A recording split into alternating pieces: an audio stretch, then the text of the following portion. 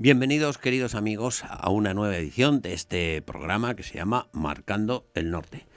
Hoy con el profesor Alberto Bárcena, no le pongamos la S, no le digamos Bárcenas, sino Bárcena, en singular, al que yo le agradezco, tuvo mucho interés su programa, pero que yo le hice una pregunta pensando que me iba a resumir la masonería, la iba a despachar en 5 minutos y nos quedamos en los orígenes, y el compromiso que adquirimos con la audiencia fue continuar en una nueva edición, que es el caso que nos ocupa.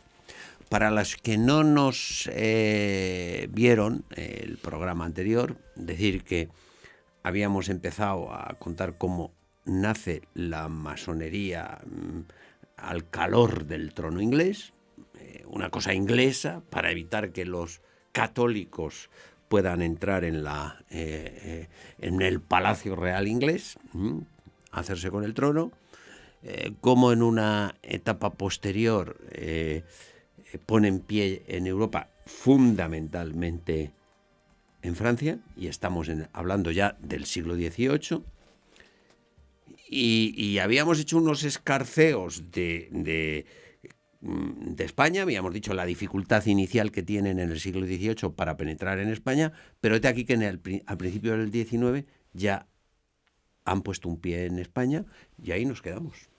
No sé si el resumen le parece acertado. Muy bueno. Pues venga, sigamos. ¿Qué pasa en el XIX? Pues concretamente en el caso español estábamos relacionando dos conceptos que van unidos en ese siglo, como son masonería y liberalismo. Desde luego en España es evidente que fue así. El Partido Liberal es un partido que funciona a órdenes prácticamente de las logias. Todas las escisiones que se producen del Partido Liberal hacia la izquierda, demócratas, progresistas demócratas, posteriormente ya hasta republicanos, todas esas escisiones son escisiones previas dentro de la masonería.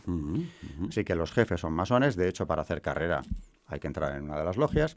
En el ejército ocurre otro tanto, por eso va a ser tan convulso el siglo XIX. Liberal en Madrid, es un golpe de Estado terrible, continuo, que además es contra España, porque ellos lo presentan como contra el rey. Dejan caer que aquello, les dicen a los soldados, no vayamos a América a someter la rebelión del Río de la Plata, porque nuestros hermanos americanos solo quieren la libertad, no van contra España. Mentira absoluta, y además yo creo que lo sabían muy bien. Pero claro, ese golpe de riego de 1820 es todo ello producto de una conspiración masónica. Masones Riego, sí. Quiroga también, Mendizábal, que ya le mencionábamos. Hay dos logias distintas en Cádiz. Las logias de Cádiz, de consumo, desde luego, con las americanas, son las que organizan aquello. Mendizábal, que te hará tanto juego en el futuro, es el futuro ministro desamortizador, es quien redacta el manifiesto de Riego.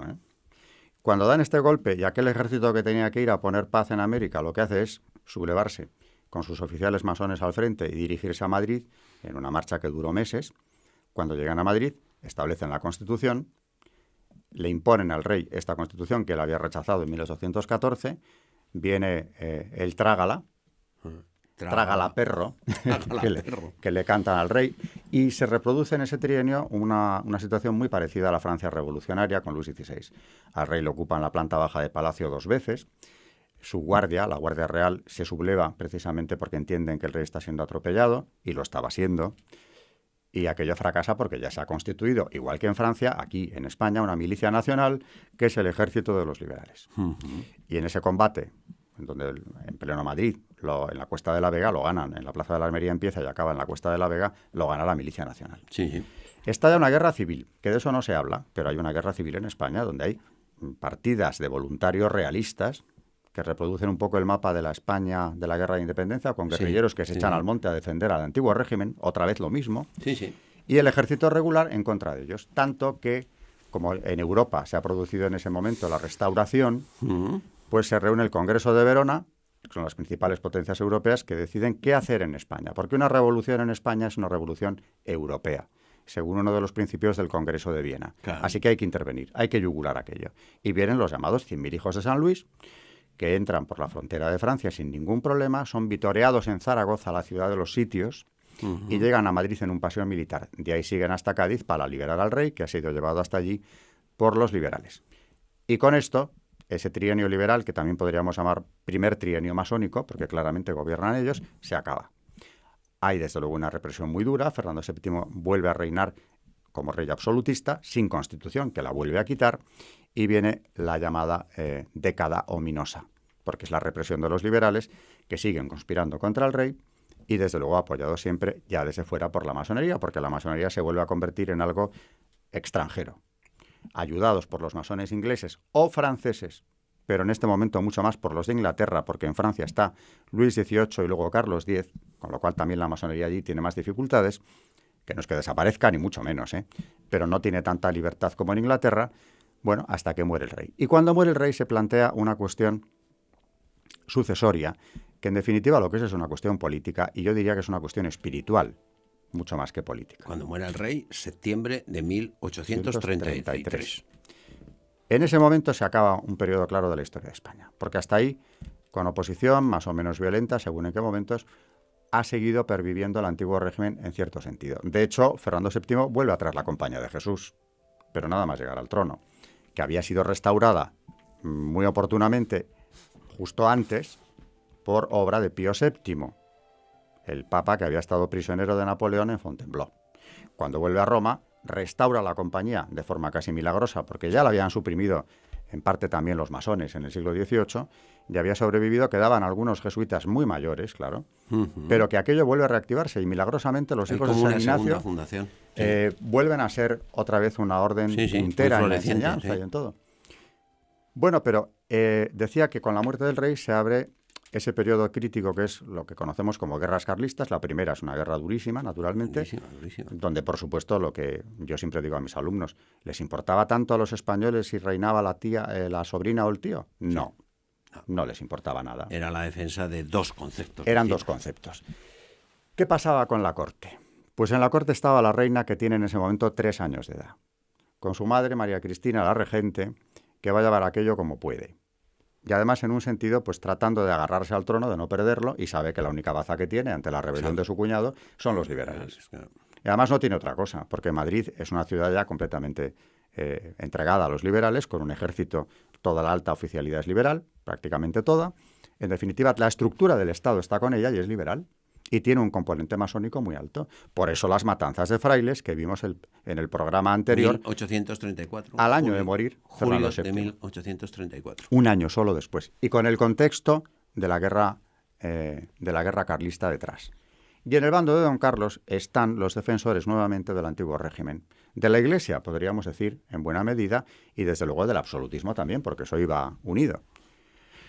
Esta guerra encubre una verdadera revolución política, una verdadera revolución liberal que se va a ir dando durante los años que dura la guerra. Primero viene la primera constitución que otorga la propia regente, el Estatuto Real, luego ya consiguen implantar una revolución mucho más completa, más parecida a la del 12, para cuando acaba la guerra carlista el régimen está implantado ya en España. Sí.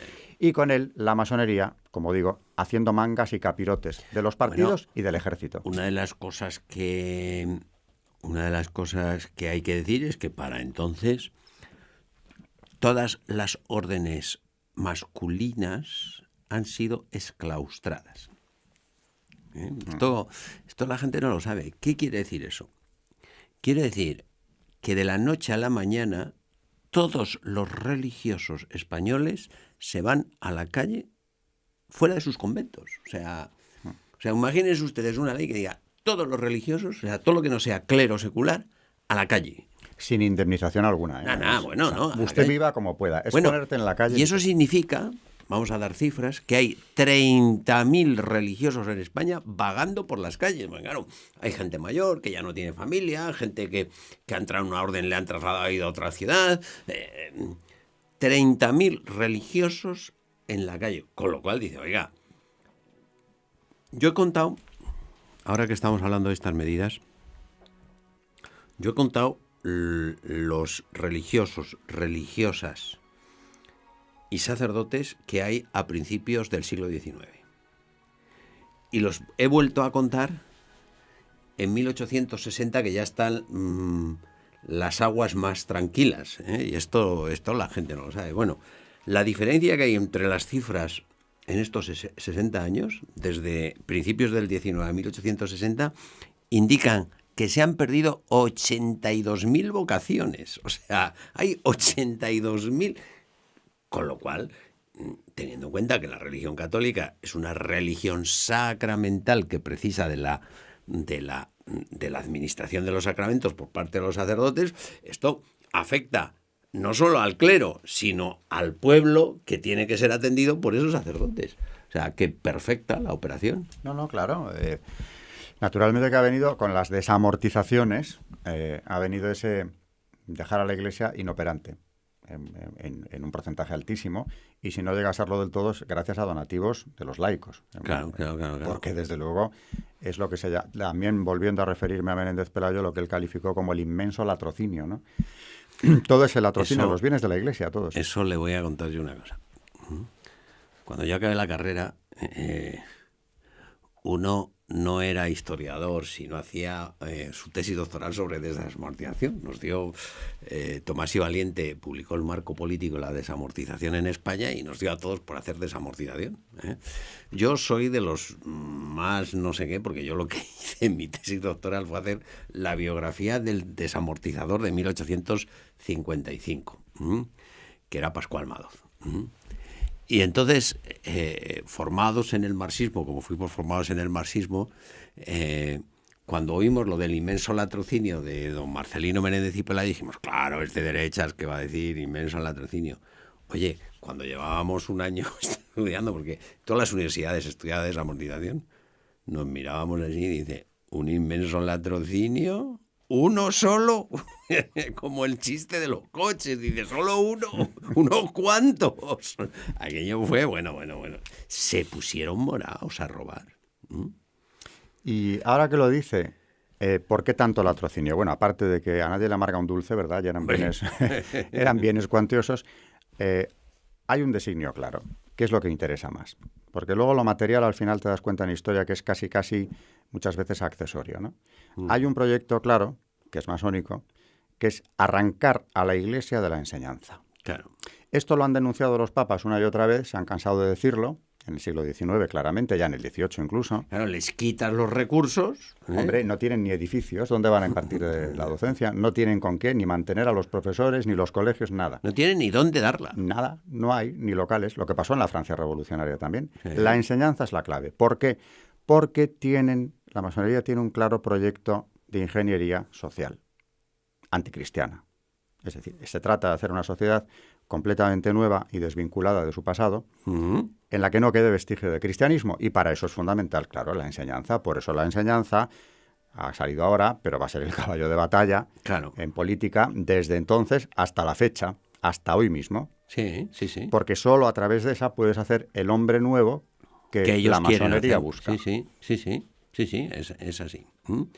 Bueno, y entre tanta polvareda se nos ha perdido don Beltrán. Es decir, hemos venido a España, hemos explicado un poquito la situación de España, pero se nos ha perdido la masonería internacional.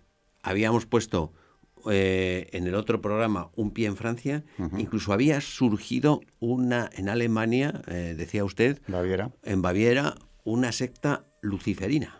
¿Qué es eso? Pues son sectas que abiertamente, unas veces más que otras, pero abiertamente rinden culto a Lucifer.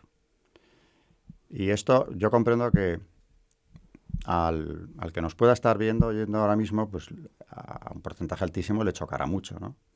Que haya sectas satánicas sabemos que existen, pero algo ya mucho más consolidado como es la masonería, con tanto poder en política y en economía, ¿no? Y en los medios, que dentro de ella haya quien le rinde culto a Satanás, yo comprendo que eso impacta mucho. La primera vez que lo oyes no te lo puedes creer.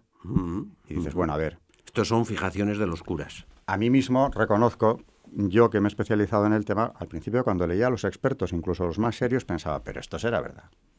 ¿No será que se han quedado obsoletos en rituales antiguos y cosas? Pero a día de hoy harán estas cosas. Puedo asegurarle que las hacen. Claro que disfrazan los asuntos un poco. Por ejemplo, Lucifer... ¿Tiene usted alguna prueba de esto? Sí. Cuente.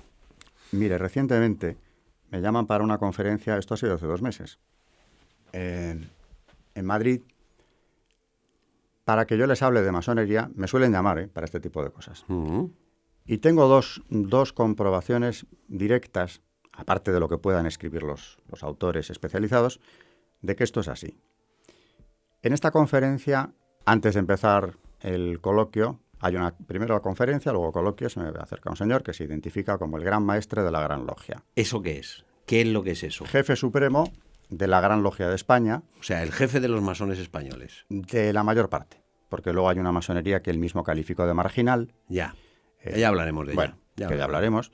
Sería claro, es un tipo importante. Sí, la masonería regular española, podríamos decir. O sea que sí que existe la masonería. Bueno, claro. Ahí se le presentó el jefe. Sí. Y me dice primero que no le gusta cómo se ha hecho la convocatoria, que yo no la hice, la hicieron los señores del foro aquel, que se llamaba, o el título era La influencia masónica en la edad contemporánea, que era el título de mi primer seminario sobre este tema. Pero se lo pusieron ellos, el título. No le gusta. No le gusta porque no le gusta, oiga, si esto no dice nada, ni bueno ni malo. La influencia. ¿Qué pasa? ¿Que no tienen influencia? O sea, ya le parece mal que se hable de la influencia que tienen. Y luego me dijo que esperaba que después de ese día pudiéramos seguir hablando. No sé en qué sentido, sino que no rompiéramos... ¿Pero habían hablado antes o...? En mi vida, hasta que se me acercó. Entonces era una amenaza.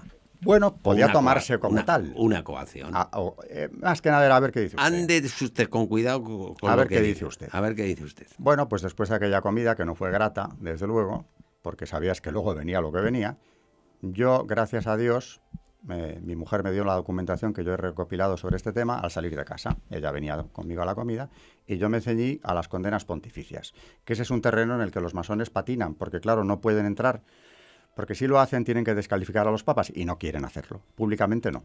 Otra cosa es por detrás, pero públicamente no. Claro. Porque huyen de esa confrontación, llevan siglos haciéndolo. Son listos. Entonces, claro, yo empecé con toda la batería de las encíclicas principales que yo he ido seleccionando, párrafos muy fuertes a veces, y cuando acabé la conferencia tomó la palabra este señor. También hablé de la influencia que habían tenido en la demolición del Imperio Español. El Gran Maestre pide el micrófono y dice que no niega la parte histórica, pero que a día de hoy son otra cosa. Ellos son otra cosa. Seres benéficos. Y en esto, una señora que me conoce y que había estado en mi segundo seminario sobre el tema, levanta la mano y me dice: profesor, me gustaría que contara usted un ritual de iniciación en uno de los grados masónicos que me impresionó mucho en aquel seminario. Se estaba refiriendo al ritual de grado 29 del rito escocés. Como también lo llevaba entre mis documentos, lo leí, que es leer un ritual, lo que tienen que hacer. ¿Y qué tenían que hacer en el grado para entrar en el 29? El candidato que ingresa en el grado 29, tiene que pisar un crucifijo, primero con el pie izquierdo y después con el derecho. Y según el ritual que usted según el ritual que yo estaba leyendo. Así, literalmente. La verdad es que yo reconozco que pensaba, y esto no estará obsoleto, ahora va a saltar el Gran Maestre diciéndome que todo eso, que ¿de dónde lo he sacado, no? ¿De dónde lo he sacado? Aparte de pisar el crucifijo, tiene que con los brazos en aspa decir unas frases rituales que son: esta cruz, símbolo de muerte y destrucción, salga del mundo. Y piden que brille la luz de Baphomet. ¿De quién? Baphomet. ¿Ese quién es? ¿El delantero centro de la selección húngara? ¿O? Baphomet es un disfraz de Lucifer. Es un ídolo al que se venera en la masonería. Es un ídolo, un dios andrógino. La androginia está muy presente en la masonería, sobre todo, y en Nueva Era, que es su heredera directa. Sí. Y este ser tiene cuernos. No se crea que es una cosa más o menos discreta. No, hay que ver lo que es el ídolo en cuestión. Se le venera en el grado 29 y es una personificación de Lucifer, solo que le llaman de este modo. Cuando acabo de leer el ritual, que es tremendo porque estoy resumiendo y citando de memoria, pero hay que leerse ese ritual, ¿no? Con la vejación de la cruz, etcétera.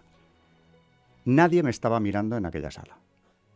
Nadie. Estaban mirando al jefe de los masones, ¿sabes? Las 70 personas que había allí sentadas estaban mirando al Gran Maestre, que había estado tan discutidor, pensando, bueno, ahora sí que... Se le lanza al cuello y le va a ridiculizar, le va a dejar en evidencia, explicándole que de dónde ha sacado semejante estupidez. Él, que se presentaba como jefe de una organización filantrópica y, por supuesto, absolutamente inocua, ¿no? Y lo impresionante que ocurrió ese día, lo más importante de toda aquella intervención que tuve, fue el silencio de este señor. Un señor muy combativo. O sea, que el que calla otorga. Pasaban los segundos, que pueden ser, por cierto, un minuto se puede hacer interminable, ¿eh?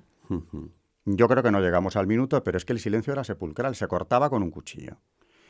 Todo el mundo mirándole, la cara de aquel hombre era un poema, porque se quedó como si yo ahora mismo le tiro a usted este vaso de agua a la cara. O sea, eso no se lo esperaba, evidentemente, y yo creo que fue el Espíritu Santo, porque si esta señora no me lo pregunta, yo no iba ni a hablar del ritual este, ¿eh? Cosa que, por cierto, los papas tampoco suelen hacer. Cuando condenan la masonería no hablan de estos rituales. Y como me dijo ella después, es que, profesor, si usted no lee eso y nos quedamos con las condenas de los papas, los que estaban aquí hoy se van con la idea clarísima de que los papas lo condenan. Bien. Pero podría ser una obsesión de los papas. Sí, cazan leones en el pasillo. Claro, y que además ya se sabe que para algunos son gente muy obsesiva, ¿no? Entonces, bueno, que los papas lo condenen no significa que esté mal. Ahora, si usted lee el ritual, lo que hacen estos señores llegando a ciertos grados, y a quien adoran, entonces mucha gente, todavía equilibrada y de buena fe, piensa, caramba, cuidado con estos. Luego, ¿tenía razón la señora? Lo que había que leer era aquello. O sea, lo inteligente hubiera sido hacer un resumen mucho más rápido de las condenas pontificias, que quedase y haber claro. leído los rituales. Y los rituales. Menos mal que... Como dijo ella, no, pero si es que con el ritual tenemos de sobra. Es decir, claro que adoran a Lucifer. No digo que desde el grado 33 o desde el primero, perdón, en adelante, los primeros grados, los grados azules, seguramente en muchos casos ni lo saben, aunque en algunas obediencias sí que lo saben. Por ejemplo, los que entran en una de las logias más poderosas del mundo, la Gran Logia Rockefeller de Nueva York, que es luciferina por definición, lo saben desde el primer día, porque además en esa no entran nada más que masones que ya pertenezcan al grado 33. Profesor. Como mínimo al 30. Y que tengan además algo que aportar. Profesor, no estamos en el grado 33, sino hemos pasado el minuto 23. Y cuando pasamos el minuto 23, pues ya se ve el ocaso de este programa y que irse despidiendo. Tenemos que continuar, ¿eh? Esto no lo podemos dejar así. Así Estoy de acuerdo. Si le parece a usted, le despido, pero le emplazo para continuar, porque está la audiencia esperando a ver cómo acaba esto.